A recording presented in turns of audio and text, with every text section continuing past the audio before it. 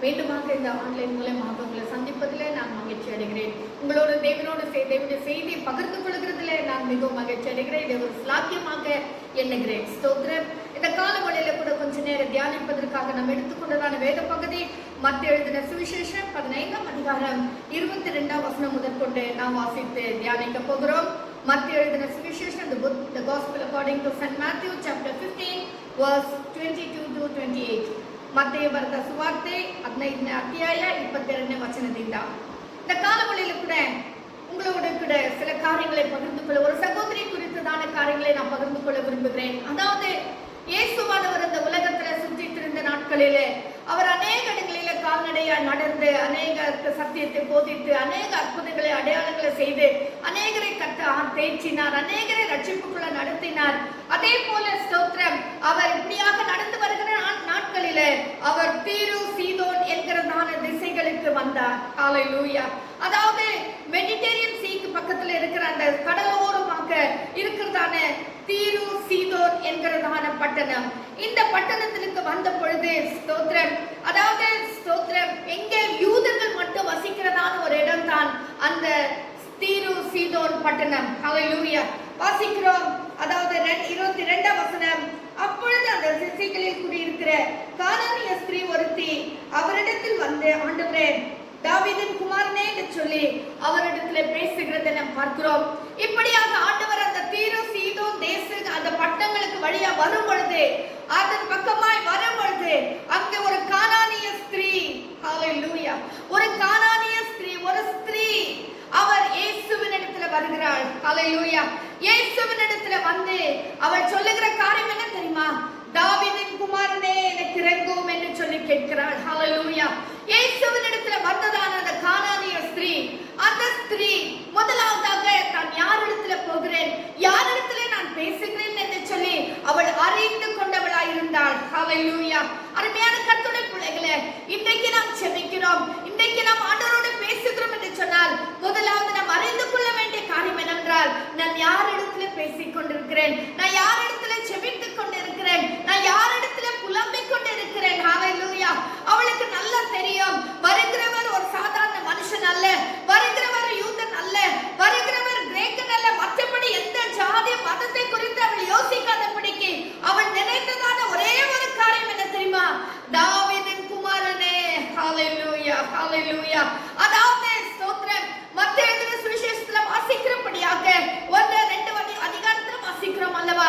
அவர் பாவங்களை ரட்சிக்க வந்ததான குமாரனாகிய இயேசு கிறிஸ்து. ஹல்லேலூயா, ஹல்லேலூயா. அவளுக்கு நல்லா தெரியும், அவர் நேசர், அவர் கர்த்தர், அவர் ராஜாதி ராஜன். நிச்சயமாகவே இவரிடத்துல நான் போனேன்னா எனக்கு ஒரு விடுதலை கிடைக்கும் என்று சொல்லி அவள் அறிந்தவளாக அவள் இயேசுவின் இடத்துல வந்து, தாவீதின் குமாரனே எனக்கு இரங்கும் என்று சொல்லி சொன்னாள். ஹல்லேலூயா. ஏன் அப்படி வணங்கிக் கொண்டாள், ஏன் அப்படி கேட்டுக்கொண்டாள் என்று சொல்றாள். அவள் சொல்லுகிறாள், என் மகள் பிசாசினால் கொடிய வேதனைப்படுகிறாள். ஹல்லேலூயா. என் மகள் பிசாசினால் கொடிய வேதனைப்படுகிறாள்.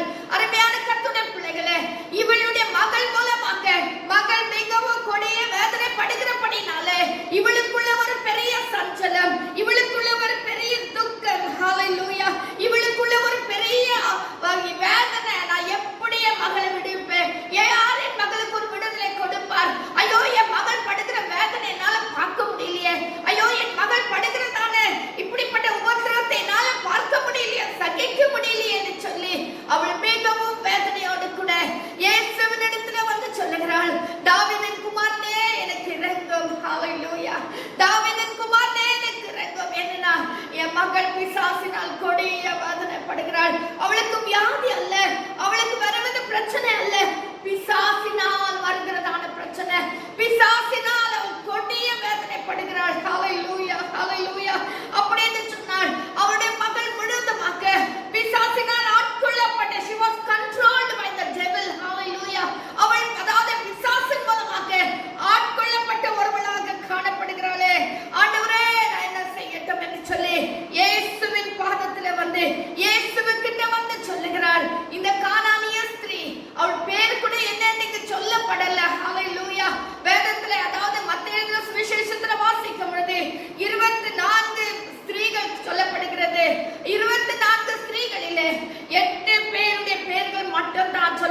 இருக்கு. ஹல்லேலூயா. பேதுருடைய மாமி உடைய பேர் கூட இங்க சொல்லப்படல. ஆனா இயேசுவின் தாயாகிய மரியாளுடைய பேர் சொல்லப்பட்டிருக்கு. மார்த்தாளுடைய பேர், மரியாளுடைய பேர்லாம் சொல்லப்பட்டிருக்கு. ஆனா சில ஸ்திரீகளுடைய பெயர்கள் சொல்லப்படல. அப்படின்னா இந்த ஸ்திரீ கூட பேர் சொல்லப்படாத ஒரு ஸ்திரீ. ஹல்லேலூயா, ஹல்லேலூயா. ஆனால் நாம் கடைசில வாசிக்க பார்க்கிறோம் இந்த ஸ்திரீ எவ்வளவு ஒரு விசுவாசம் உள்ள ஒரு ஸ்திரீ என்று சொல்லி பார்க்க போகிறோம். இந்த ஸ்திரீக்கு இருந்ததான ஒரு பாசத்தை பாருங்க. இதுதான் ஒரு தாயின் பாசம் என்று சொல்லுகிறது. எப்படியாவது என் மகள் சுகமாக வேண்டுமே, எப்படியாவது என் மகள் விடுதலாக்கப்பட வேண்டுமே என்று சொல்லி மிகவும் துக்கத்தோடு கூட காணப்படுகிறார். ஹல்லேலூயா. எனக்கு என்ன வந்தாலும் பரவாயில்ல, என்னை யார் புறக்கணித்தாலும் பரவாயில்ல, எனக்கு எவ்வளவு நஷ்டம் வந்தாலும் பரவாயில்ல, என்னை எவ்வளவு கேவலமா பேசினாலும் பரவாயில்ல, ஆனா என் ஆண்டவர்கிட்ட போயிட்டு எப்படியாக என் மகளுக்காய் நான் வேண்டிக் கொள்ள வேண்டும், எப்படியாக என் மகளுக்கு ஒரு விடுதலை கிடைக்க வேண்டும் என்று சொல்லி மிகவும் துக்கத்தோடு கூட, இதுதான் ஒரு தாய் பாசம். இந்த தாய் போல அருமையான கர்த்தருடைய பிள்ளைய, அருமையான தாயே, உன்னை கூட வேதனையோடு கூட இருக்கிறியா, நீ கூட துக்கத்தோடு கூட காணப்படுகிறாயா, உனக்குள்ள சமாளிக்க முடியாத பிரச்சனைகள் காணப்படுகிறதா, உன் பிள்ளைகள் மேல் வக்கற, உன் பிள்ளைகள் மேல் வாஞ்ச எத்தனை தாய்மார்கள் நாம் ஹல்லேலூயா சாப்பாடு இல்லைன்னா கூட பிள்ளைகளுக்கு கொடுத்துட்டு எத்தனை தாய்மார் பட்டினியா இருக்கீங்க. ஓ பிள்ளைகளுக்கு நல்லா இருக்கணும், என் பிள்ளை நல்லா இருக்கணும்னு சொல்லி நீங்க எவ்வளவு சாக்ரிஃபைஸ் பண்றீங்க, உங்க வாழ்க்கையில எவ்வளவு காரியங்களை விட்டு கொடுக்குறீங்க, உங்க குடும்பம் நிம்மதியா இருக்கணும்னு சொல்லி உங்க குடும்பத்துல வர பிரச்சனைகளை எவ்வளவு சமாளிக்கிறீங்க. இதுதான் ஒரு தாயினுடைய பாசம். கணவன், மனைவி, பிள்ளைகள், அதாவது குடும்பம் நல்லா இருக்கணும்னு சொல்லிட்டு இந்த தாய் அவள் அவதிப்படுகிறது போல நீயும் கஷ்டத்தோடு, அவதியோடு, பிரச்சனையோடு, பாரத்தோடு, கண்ணீரோடு காணப்படுகிறாயா சகோதரியே? இந்த காலவழியிலே கர்த்தருடைய வார்த்தை உனக்காய் வருகிறது. இந்த காலவழியிலே கர்த்தர் உன் ஜெபத்தை கேட்க வல்லவராய் இருக்கிறார். ஹல்லேலூயா. வேதத்திலே நாம் வாசிக்கும் போது ஆகார் தன் பிள்ளை சாகிறதை காண முடியாமல் படி அவள் மிகவும் துக்கத்தோடு கூட, அவளுக்கு இருந்த அந்த தாயின் பாசத்தை பாத்தீங்களா? ஹல்லேலூயா, ஹல்லேலூயா. தாயுடைய பாசம் பெரிது. அவள் என்ன செய்கிறாள்? ஆதியாகமம் 21ஆம் அதிகாரம் 16ஆம் வசனத்துல வாசிக்கிறோம். குழந்தையை கடத்தி விட்டு அம்பு பாய்கிற தூரத்துல போய் உட்கார்ந்து கதறுகிறாள். என் குழந்தை சாகிறது நான் பார்க்க மாட்டேன் ஆண்டவரே, நான் அதை பார்க்க முடியாது என்று சொல்லி கதறுகிறாள். ஹல்லேலூயா.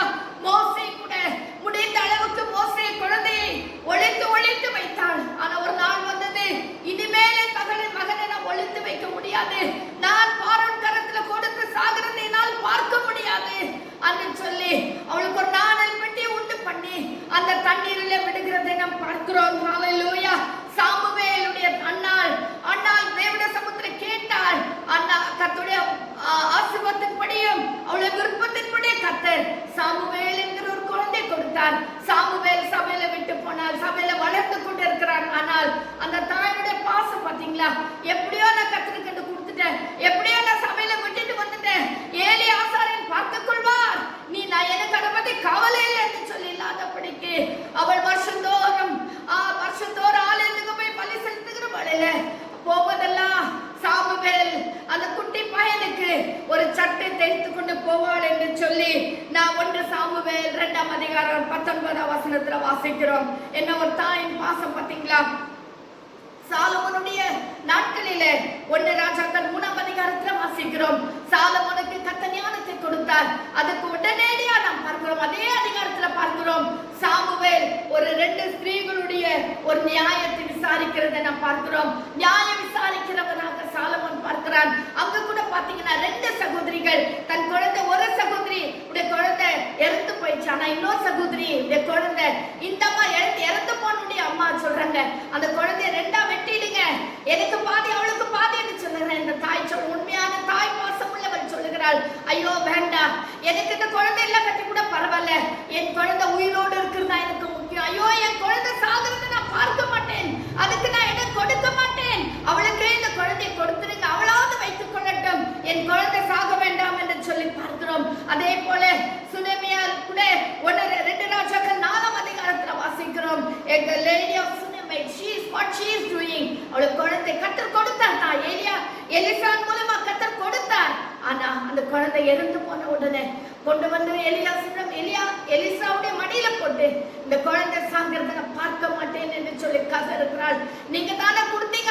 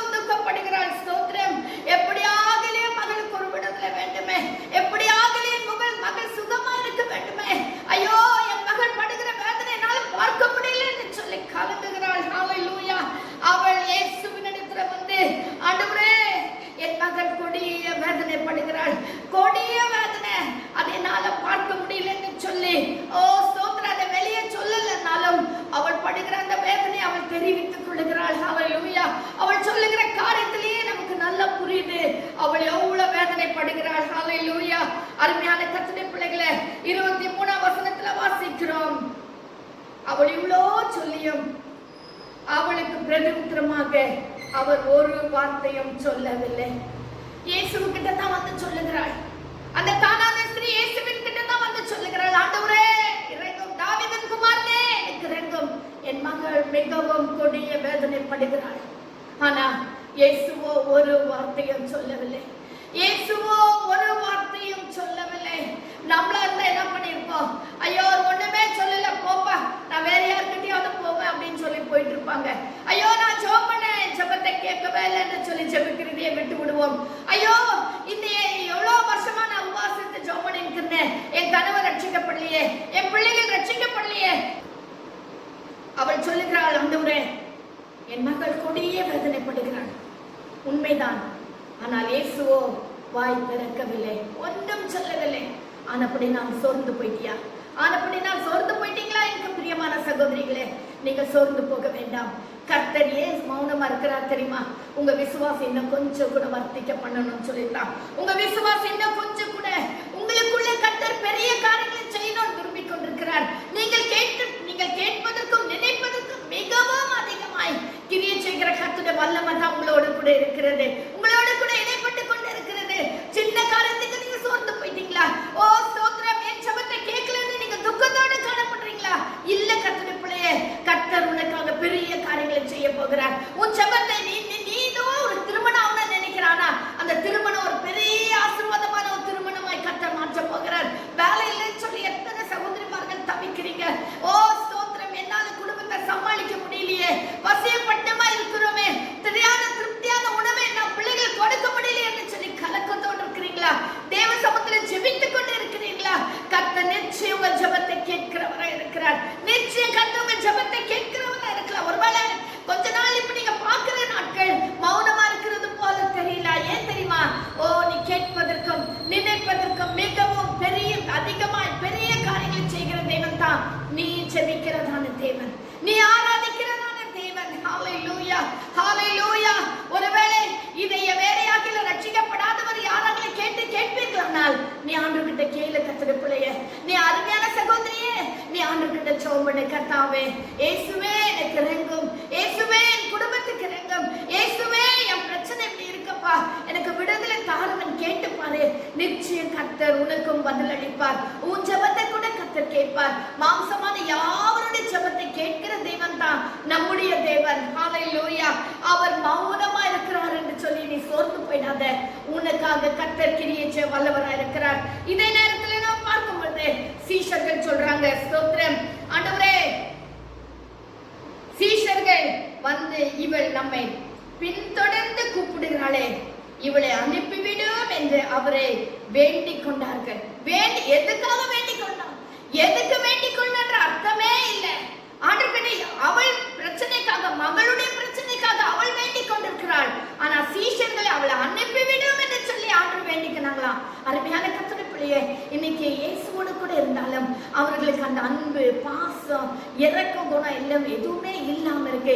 இன்னைக்கு உலகத்துல வாழ்கிற மனுஷன் கூட அப்படிதான், இரக்கம் இல்லாதவர்களை போல, அன்பில்லாதவர்களை போல, கொஞ்சம் கூட கரிசனை இல்லாதவர்களை போல, ஐயோ இந்த ஜனங்கள் அவதிப்படுறாங்களே என்ற கொஞ்சம் கூட மனம் இறங்காத ஒரு ஜனங்களை போல காணப்படலாம். ஆனா உனக்காக மனம் இறங்குற ஒரு தேவன் உண்டு, உனக்காக இரக்க செய்கிற ஒரு தேவன் உண்டு, உன் ஜெபத்தை கேட்கிற ஒரு தேவன் உண்டு, உன்னை அற்புதமா நடத்துகிற ஒரு தேவன் உண்டு. கர்த்தருடைய பிள்ளையே, உன்னை ஆசீர்வதிக்கும்படியாய் இந்த காலவளையில கர்த்தர் விரும்புகிறார். ஹalleluya.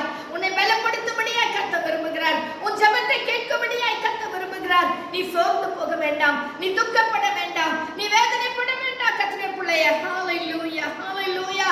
இந்த சீஷர்கள் சொல்லுகிறார்கள், அவளை அனுப்பிவிடும், அவர்களை அனுப்பிவிடும். அவள் தொந்தரவு பண்ணுகிறாளே, அவளை நம்மை கூப்பிட்டு கொண்டே இருக்கிறாளே, அனுப்பிவிடும் என்று சொல்லுகிறாள்.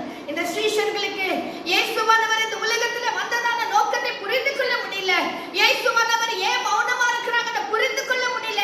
அவர்கள் சீஷர்களா இருந்தாலும் கூட, இயேசுவின் அன்பை ருசி பார்த்தவர்களா இருந்தாலும் கூட, அந்த அன்பை அவர்களால புரிந்து கொள்ள முடியல. ஐயோ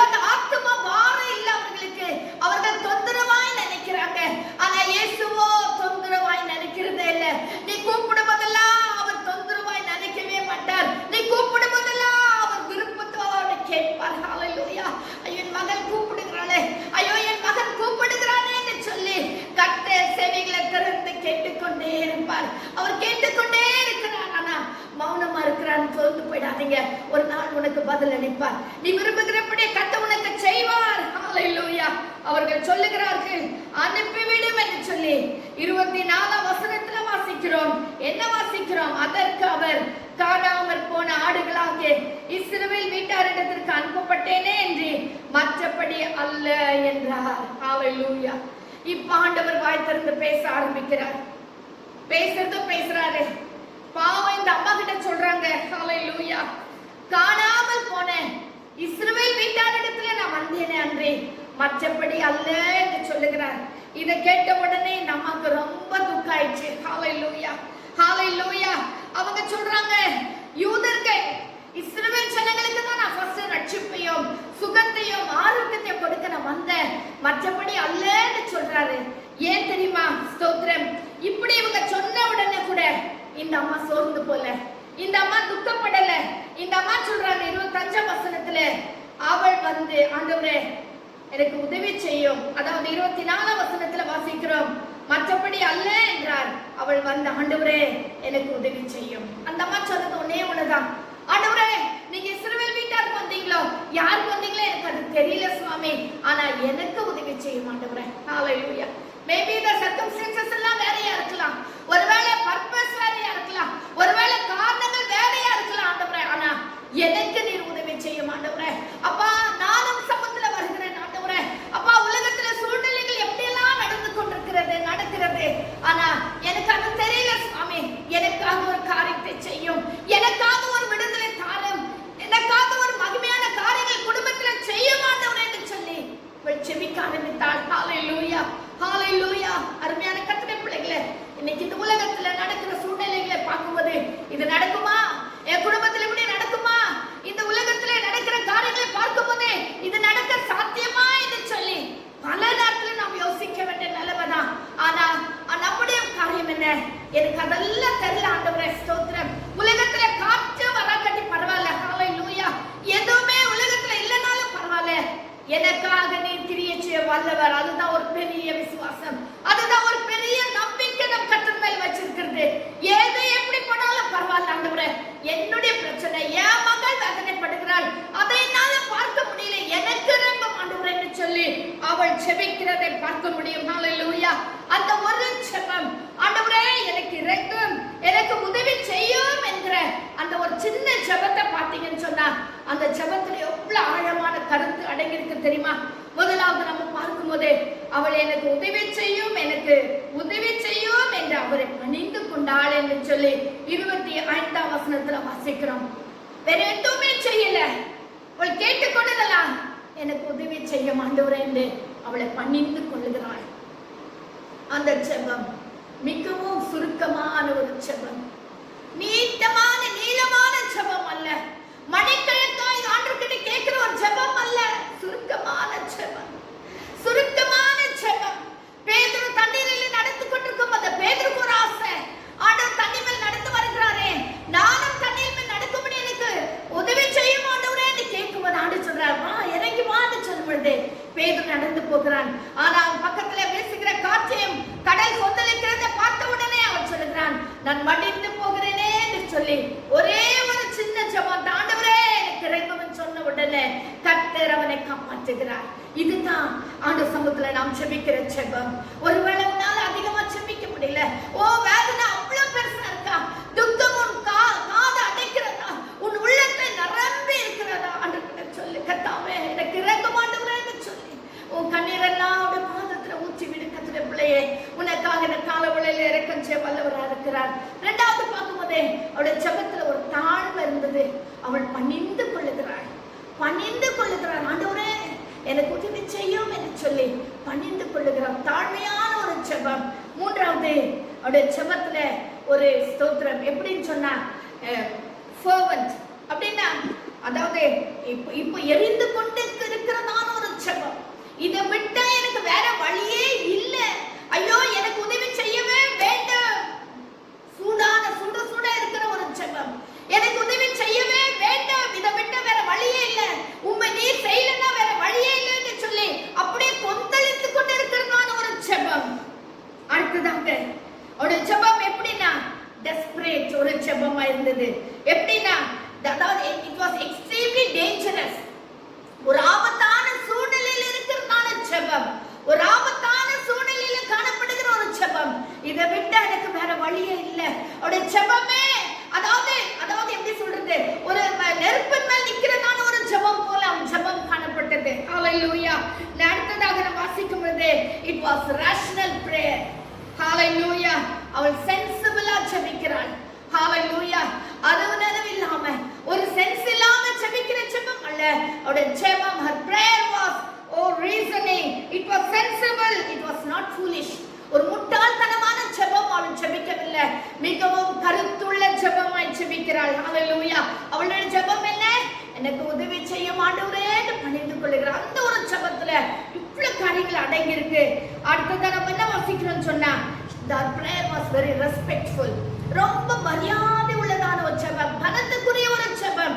எப்படின்னா, அவள் ஆண்டவர்கிட்ட போய் காலை பிடிச்சு, அதாவது மரியாதை எனக்கு இறங்கும் ஆண்டவரே, இந்த மதத்துல என்ன மரியாதை போய் கால்கிட்ட தைலம் பூசிய ஜெபிக்கிற அந்த அவ்வளவு கிட்ட கூட அவ போல. ஏன்னா her prayer was very respectful. அது ரொம்ப கனத்துக்குரிய ஜெபமா இருந்தது. ஏன்னா நான் யார்கிட்ட பேசுறேன்றது அவர் கனத்துக்குரியவர், ரொம்ப மரியாதைக்குரியவர். அவர் கிட்ட கூட வரல, அவர் தூரத்துல இருந்தே பணிந்து கொள்ளுகிறாள். ஆண்டவர்கிட்ட கேட்கிறா, அவர் பணிந்து கொள்ளுகிறாள். அடுத்தபடியா வாசிக்கும் போது என்ன பார்க்கிறோம் சொன்னா, hallelujah, she worshiped. ஆண்டவருடைய சமூகத்துல பணிந்து கொள்ளுகிற ஜெபம். ஏன் தெரியுமா? she knows that he is the only one worthy of all the glory and honor. அவளுக்கு நல்லா தெரியும், நான் யார்கிட்ட பேசிக் கொண்டிருக்கிறேனோ அவர் கனத்துக்குரியவர், அவர் மரியாதைக்குரியவர், அவர் ஆராதனைக்குரியவர், அவர் துதிக்கு பாத்திரமுள்ள தேவன் என்று சொல்லி அவரை பணிந்து கொள்ளுகிறாள். அடுத்தபடியும் பார்க்கிறோம் serving. அப்படின்னா அவருடைய ஜெபம் எப்படி இருந்துச்சுன்னு சொன்னா, steadfast, continually, hallelujah, constantly, hallelujah. அவருடைய ஜெபம் எப்படி இருந்துச்சுன்னு சொன்னா, கான்ஸ்டன்டான ஒரு ஜெபமா இருந்தது. விடவே இல்லை. அவருடைய ஜெபம் ஒரு தொடர்ச்சியான ஜெபமா இருந்தது. prayer was constant. அவள் எந்த மாற்றமும் வரல. என்ன வந்தாலும் சரி, கர்த்தாவே எனக்கு இறங்கும், எனக்கு உதவி செய்யும் என்று ஒரு steadfast, அதாவது இடைவிடாம ஜெபிக்கிற ஒரு ஜெபமாய் காணப்பட்டது. அடுத்தது நாம் பார்க்கிறோம், her prayer was a determination prayer. she was determined. அதாவது அவள் ஒரு முடிவு எடுத்துட்டா, எப்படியாக இன்னைக்கு என் பிள்ளைக்கு, என் மகளுக்கு சுகம் ஆக வேண்டும். அதுதான், என்ன வந்தாலும் சரி, யார் என்ன சொன்னாலும் சரி, சீஷர்கள் என்ன புறக்கணித்தாலும் சரி, எப்படிப்பட்ட சூழ்நிலை வந்தாலும் சரி, எனக்கு இன்னைக்கு ஒரு என் மகளுக்கு விடுதலை வேணும். அதுதான் அவளுடைய குறிக்கோள், அதுதான் அவளுக்கு ஒரு determination. எப்படியாக நான் விடுதலை பெற்று விட வேண்டும். she decided, she settled herself to receive the God's blessing. Hallelujah. Today some of my daughter has to be healed. That was her aim, that was her determination. நம்முடைய குறிக்கோள் எப்படிப்பட்டதா இருக்கு? கேட்கலாம், கர்த்தர் கொடுக்கட்டும், இல்லைன்னா பார்த்துக்கலாம், உண்டு இங்க இல்லைனாக்கா வேற பார்க்கலாம், அவங்க கிட்ட போய் கேட்கலாம், இவங்க கிட்ட கேட்கலாம், இந்த பிரச்சனை இவங்க கிட்ட சொல்லி சால்வ் பண்ணிக்கலாம். நமக்கு அப்படிப்பட்ட ஒரு எண்ணம். ஆனா இவளுக்கு அப்படி அல்ல. இவளுடைய எண்ணம் எல்லாம் எப்படி ஆகிற நான் கர்த்தரிடத்துல கேட்டு நான் பெற்றுக்கொள்ளவே வேண்டும். அடுத்ததாக என்ன பார்க்கிறோம் தெரியுமா? her prayer was full of faith. விசுவாசம் உள்ள ஒரு ஜெபம், விசுவாசம் உள்ள ஜெபம். விசுவாசம் இருந்தபடினால் தான் அவளுக்கு டிட்டர்மினேஷன் இருந்தது. ஹalleluya. அவளுக்கு நல்ல இயேசுவின் மேல் விசுவாசம் இருந்தபடினால் தான் அவள் கான்ஸ்டன்டா ஜெபிக்கிற ஒருவராய் இருந்தாங்க. அவளுக்கு விசுவாசம் இருந்தபடினால் தான் அந்த ரீசனிங். ஹalleluya. அதாவது ஸ்தோத்திரம், அதாவது அவளுடைய ஜெபம் ஒரு தாழ்மையான ஜெபமும், ஆராதிக்கிற ஒரு ஜெபமும், தேவனை தொழுது கொள்ளுகிற ஒரு ஜெபமும், அதாவது நல்ல ஒரு முட்டாள்தனமான ஜெபமா இல்லாதபடி தேவனை ஆராதிக்கிற ஒரு நல்ல ஒரு ஸ்திரீயாக இந்த இடத்துல காணப்படுகிறாள். என்ன சொன்னா, பெரிய நீட்டா ஜெபமா பண்ணாங்க இல்ல, சுருக்கமான ஜெபம். அந்த ஜெபம் என்ன தெரியுமா? அவள் சொல்லுகிறாள், ஆண்டவரே எனக்கு இறங்கும். ஹalleluya. கர்த்தாவே எனக்கு இறங்க உதவி செய்யும் என்று அவரை பணிந்து கொண்டாள். இந்த ஜெபங்களை கேட்ட உடனே, இந்த ஜெபத்தை கேட்ட உடனே கர்த்தர் அவளோடு பேசுகிறார். அதாவது 26 வசனத்துல வாசிக்கிறோம், அவர் அவளை நோக்கி, பிள்ளைகளின் அப்பத்தை எடுத்து நாய்க்குட்டிகளுக்கு போடுகிறது நல்லதல்ல என்று சொன்னார். ஹalleluya, ஹalleluya. இவ்வளவு ஒரு உற்சாகமாக, எப்படியாக என் மகளுக்கு சுகம் வேணும் என்று சொல்லி ஒரு டிட்டர்மினேஷனோடு கூட, ஹalleluya, விசுவாசத்தோடு கூட கர்த்தருடைய சமூகத்துல செபிக்கும் போதே ஆண்டவர் அவளை பார்த்து சொல்லுகிறார், ஆண்டவரே மகளே, நான் இஸ்ரவேல் வீட்டாருக்கு, காணாமற் போன இஸ்ரவேல் வீட்டாருக்கு, அதாவது பிள்ளைகளின் அப்பத்தை எடுத்து நாய்க்குட்டிகளுக்கு போடலாமா? பிள்ளைகளுக்கு தான் நான் உதவி செய்ய வந்த இஸ்ரவேல் வீட்டார், அவங்களுக்கு தான் நான் ரட்சிப்பை கொடுக்க வந்தேன், அவங்களுக்கு தான் விடுதலை, அவர்களுக்கு தான் சுகம், சரீரத்துல ஆத்மாவிலும் சுகத்திலும் விடுதலையும் ஆரோக்கியத்தை கொடுப்பதற்காக நான் அவர்களிடத்துல தான் வந்த ஒழிய நான் கானானிய ஸ்திரீயாக்கே, நான் புறஜாதி மக்களிடத்துல நான் வரல அப்படின்னு சொல்லுகிறார். ஏன் இதை சொல்றாருன்னு சொன்னா, ஜென்டைல்ஸ், அதாவது புறஜாதி மக்கள், யூதர்கள் அல்லாதவர்களை ஆண்கிட்ட நான் வரலன்னு சொல்றார். ஏன் இந்த நாய்கள் என்று சொல்றாருன்னா, நாய்கள் என்று அவளை கேவலப்படுத்தும்படி சொல்லல, அதாவது அவளை துக்கப்படுத்தும்படி சொல்லல, நீ நாய போல கேவலமாய் உள்ளவள் என்று சொல்லி அவளை சுட்டி காட்டும்படியாய் சொல்லல. அந்நாட்களிலே, அந்த நாட்களிலே அந்த யூதர்கள் அல்லாதவர்கள் அவர்களை பார்த்து யூதர்கள் நாய்கள் என்று சொல்லுவார்கள். அதுதான் ஒரு பழைய சொல்லாக காணப்பட்டது. யாரெல்லாம் யூதர்கள் இல்லையோ, யாரெல்லாம் புறஜாதி ஜனங்களா இருந்தார்களோ, ஜென்டைல்ஸா இருந்தார்களோ, அவர்களை பார்த்து அந்த ஜனங்கள் யூதர்கள் நாய்கள் என்று சொல்லுவார்கள். ஹல்லேலூயா. நாம் தாவீது, அதாவது 1 சாமுவேல் 17ஆம் அதிகாரத்தில் கூட நாம் வாசிக்கும் போது கோலியாத் தாவீதை பார்த்து கேட்கிறான், நீ என்ன கோலோட தடியோட என்கிட்ட வரிய, நான் என்ன நாயா அப்படின்னு கேட்கிறான். அப்போ அந்த நாட்களிலே அவர்கள் அந்த வார்த்தை யூஸ் பண்ணினாங்க, நாய்கள் என்று சொன்னாங்க. இயேசுவானவர் இந்த ஸ்திரீயுடைய விசுவாசத்தை பரீட்சிக்கும்படியாய், இயேசுவானவர் இந்த ஸ்திரீயுடைய விசுவாசம் எந்த அளவுக்கு இருக்கிறது அவளை சோதிக்கும்படியாய் இவள் மீண்டுமா சொல்லுகிறார், ஆண்டவரே தாவீதின், அதாவது நாய்களின் பிள்ளைகளின் அப்பத்தை எடுத்து நாய்க்குட்டிகளுக்கு கொடுக்கிறது சரியல்ல அப்படின்னு சொல்றார். அந்த ஸ்திரீ என்ன சொல்லுகிறாள்? 27ஆம் வசனத்துல அவள் சொல்லுகிறாள், மெய்தான் ஆண்டவரே. என்ன ஒரு தாழ்மை பார்த்தீங்களா? நீங்க சொல்றது சரிதான் கர்த்தாவே. ஹல்லேலூயா. நான் தகுதி உள்ளவள் அல்லதான் ஆண்டவரே. அப்பா, நான் எந்த விதத்துல நான் சுகத்தை பெற்றுக்கொள்ள நான் பாத்திரன் அல்ல கர்த்தாவே. நீங்க என்ன சொல்றீங்களோ அதெல்லாம் சரிதான் ஆண்டவரே. ஆனா என் மகளுக்கு விடுதலை வேணும். இதுதான் அவளுடைய எண்ணம், இதுதான் அவளுடைய ஜெபம். நீங்க என்ன சொன்னாலும் சரி, நான் ஒத்துக்கிறேன் ஆண்டவரே. ஆனா என் மகளுக்கு சுகம் வேணும். என் மகளுக்கு என்ன ஒரு தாயுடைய பாசம் பார்த்தீங்களா? இந்த இடத்துல நான் வாசிக்கும் போதே வேற யாருன்னா இருந்தாக்கா என்ன நாயின்னு சொல்லிட்டாங்க பாத்தியா? ஹல்லேலூயா. என்ன நாயின்னு சொல்லிட்டாங்களே என்று சொல்லி நமக்கெல்லாம் கோபம் வரும், நமக்கெல்லாம் எரிச்சல் வரும். ஆனா இந்த அம்மா சொல்றாங்க, மெய்தான் ஆண்டவரே. இதுதான் தாயின் பாசம். ஒரு நாய் என்று திட்டு வாங்கினா கூட பரவாயில்ல, ஆனா நான் நாயா இருந்தா கூட பரவாயில்ல ஆண்டவரே. ஓ, என் மக சுகமாகணும், என் மகளுக்கு ஒரு விடுதலை வேணும் என்று சொல்லி அந்த அம்மா அந்த இடத்துல செபிக்கிறத பார்க்கிறோம்.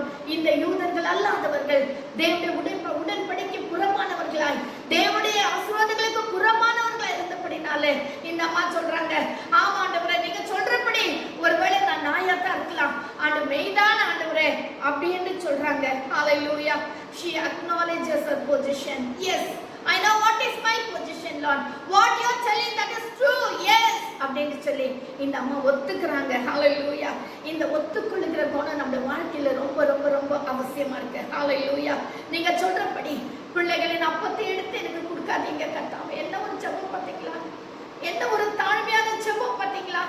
பிள்ளைகளின் அப்பத்தை எடுத்து நாய்க்குட்டிகளுக்கு போடுறது சரியல்ல நானும் சொல்லும் பொழுது இந்த அம்மா சொல்றாங்க, சரிதான் கர்த்தாவே, பிள்ளைகளின் அப்பத்தை எனக்கு தராதீங்க. ஹல்லேலூயா. நான் அதுக்கு பாத்திரவான் அல்ல, நான் உடன்படிக்கை புறமானவள் தான், நான் எந்த விதத்துல நான் ஆசீர்வாதத்தை பெற்றுக்கொள்ள தகுதி உள்ளவள் இல்லை கர்த்தாவே. ஆனாலும் ஆண்டவரே, பிள்ளைகள் சாப்பிடும் பொழுது மேஜிலிருந்து விழுகிற துணிக்கைகள், ஹல்லேலூயா ஹல்லேலூயா. என்ன ஒரு தாழ்மையான ஜெபம் பார்த்தீங்களா? என்ன ஒரு பொறுமையான ஜெபம் பார்த்தீங்களா? என்ன ஒரு தாழ்மை. ஆண்டவரே, நீங்க சொல்றபடிதான் இருக்கட்டும் கர்த்தாவே, மெய்தான் ஆண்டவரே. ஆனா நான் ஆண்டவரே, அந்த பிள்ளைகள் மேஜிலிருந்து சாப்பிடும் போதே கீழே கொஞ்சம் துணிக்கைகள் விழுமே. ஹல்லேலூயா ஹல்லேலூயா ஹல்லேலூயா. ஸ்தோத்திரம் ஸ்தோத்திரம் ஸ்தோத்திரம். அந்த சின்ன சின்ன வேண்டாத சிந்தி விடுறாங்களே, கீழே சிந்துகிறதான அந்த துணிக்கைகள் அதில் எனக்கு கொடு ஆண்டவரே. ஹல்லேலூயா. அவள் சொல்லுகிறாள், ஸ்தோத்திரம், 27ஆம் வசனத்துல வாசிக்கிறோம், அதற்கு அவள் மெய்தான் ஆண்டவரே, ஆகிலும் நாய்க்குட்டிகள் தங்கள் மேஜைகளில் இருந்து, தங்கள் எஜமான்களின் மேஜையிலிருந்து விழும் துணிக்கைகளை தின்னுமே என்றாள். ஹல்லேலூயா. நீங்க சொல்றதெல்லாம் சரிதான் கர்த்தாவே. ஆனா எஜமான் மேஜையில இருந்து சாப்பிடும் போது, டைனிங் டேபிள்ல இருந்து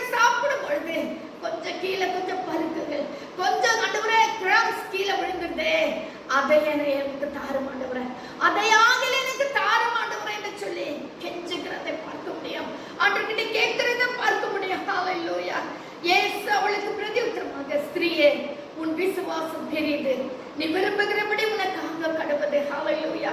இவள் அதாவது உரிமையா எதை கேட்கறதுக்கு முடியல. ஹல்லேலூயா.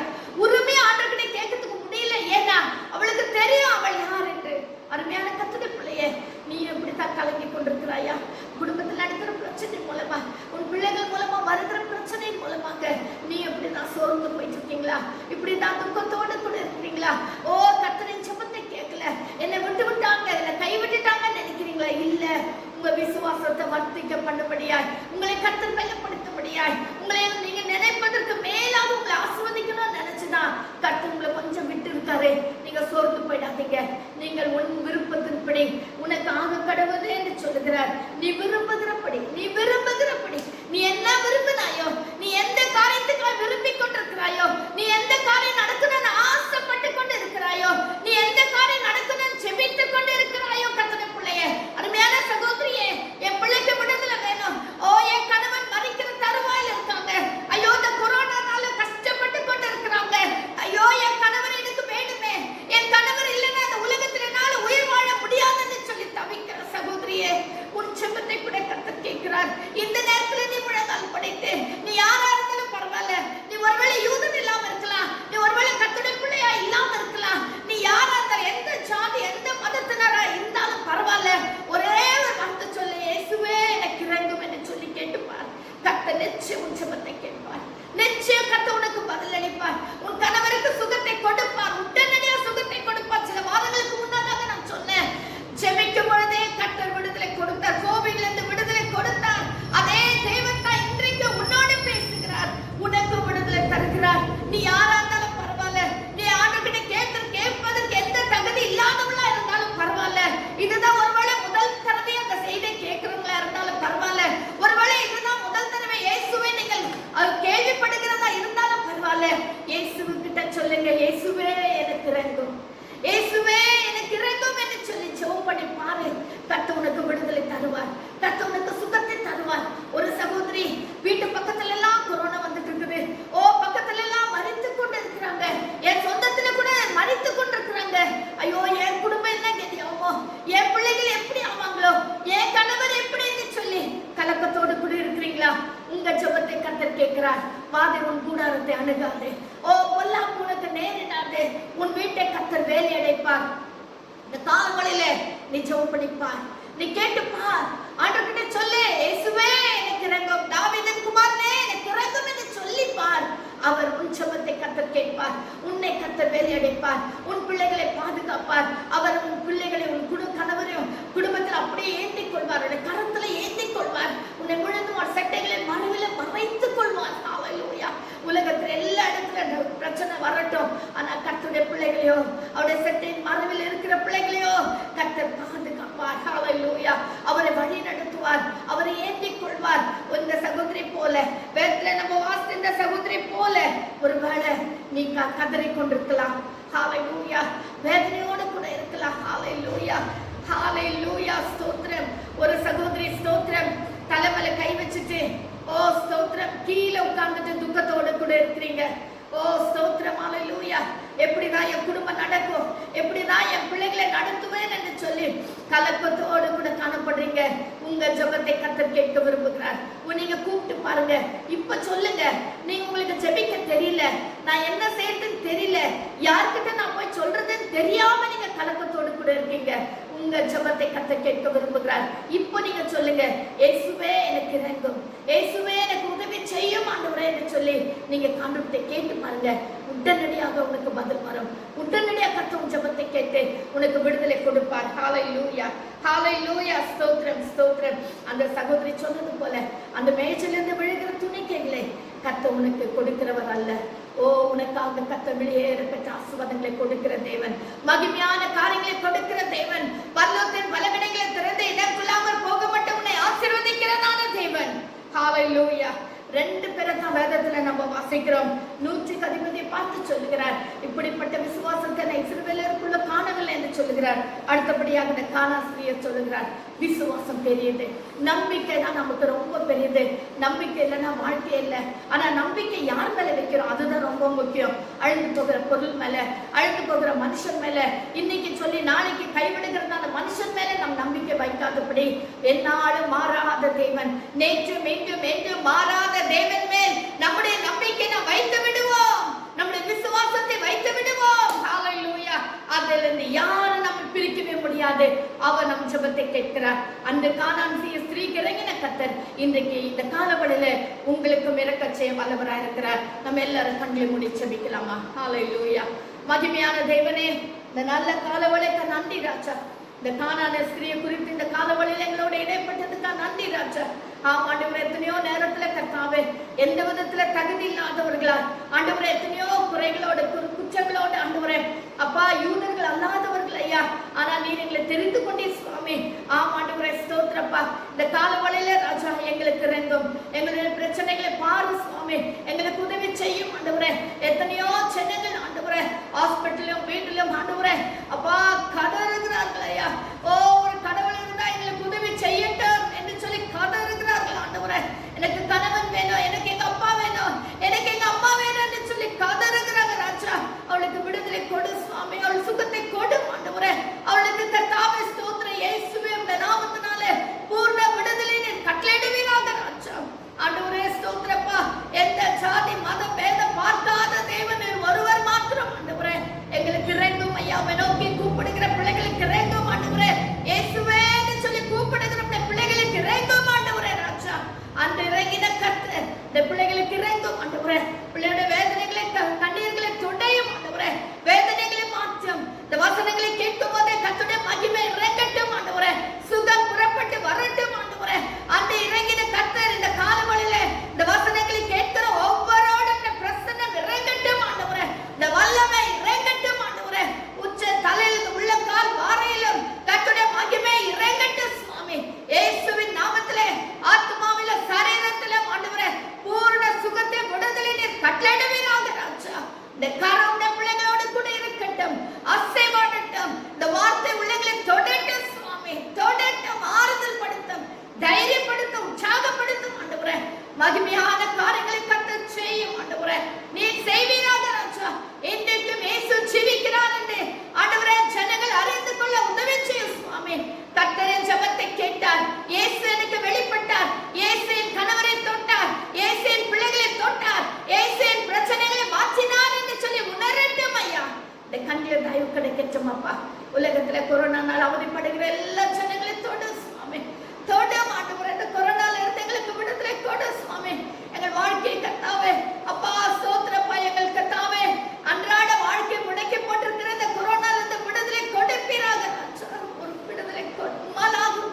நீ நினைச்சா போத சுவாமி, நீங்க நினைச்சா போத ராஜா. நன்மையும் ஆண்டவரே எங்கள் தேசத்தின் மேல் இந்த கர்த்தா உலகத்தின் மேல் கருணையா இரும் ஆண்டவரே. உலகத்துல எல்லா மூல முடக்கிலும் பாதிக்கிட்டு கொண்டு இருக்கிற இந்த கொள்ளை நோயில இந்த விடுதலை கொடு சுவாமி, கொடு ஆண்டவரே ராஜா. இந்த கண்ணில் தயவு கிடைக்கட்டும். எங்களை தாழ்த்துகிற சுவாமி, எங்கள் சபை விசுவாசிகள் எல்லாரையும் அப்படியே பாதுகாத்துக் கொள்ளும், வழி நடத்தும், தேவைகளை சந்தித்தல்லும். இந்த கிருபையின் கரம் கூட இருக்கட்டும். இந்த கரத்தில் அர்ப்பணிக்கிறோம், ஆசீர்வதித்து வழிநடத்தும். துதி கனம் மகிமையில நாங்கள் மத்திய செலுத்துகிறோம். எங்களுக்காக மரித்து உயிர்த்தெழுந்த இயேசுவின் நாமத்தில் ஜெபிக்கிறோம் எங்கள் ஜீவனுள்ள பிதாவே. ஆமென், ஆமென். கர்த்தர் தாமே இந்த வசனங்களை நமக்கு ஆசீர்வதித்து கொடுப்பாராக.